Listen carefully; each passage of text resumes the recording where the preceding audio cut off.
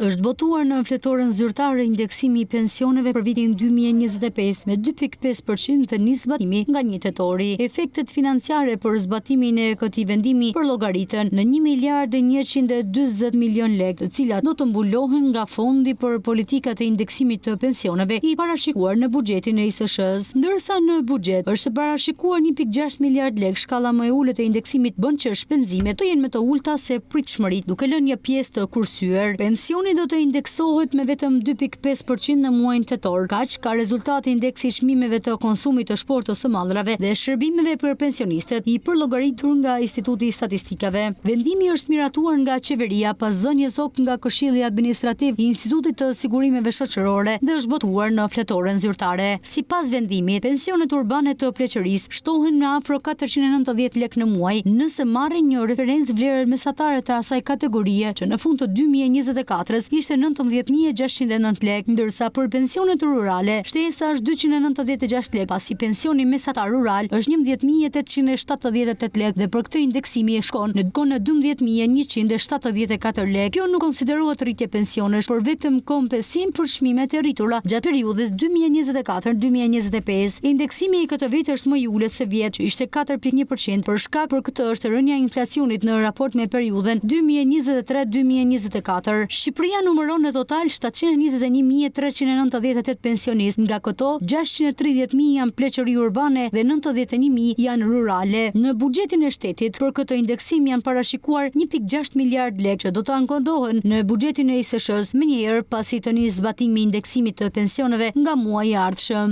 Efektet financiare për zbatimin e këtij vendimi përllogariten një shumë prej 1.140 milion lekë, të cilat do të përballohen nga fondi për politikat e indeksimit të pensioneve i parashikuar në buxhetin e Institutit të Sigurimeve Shoqërore.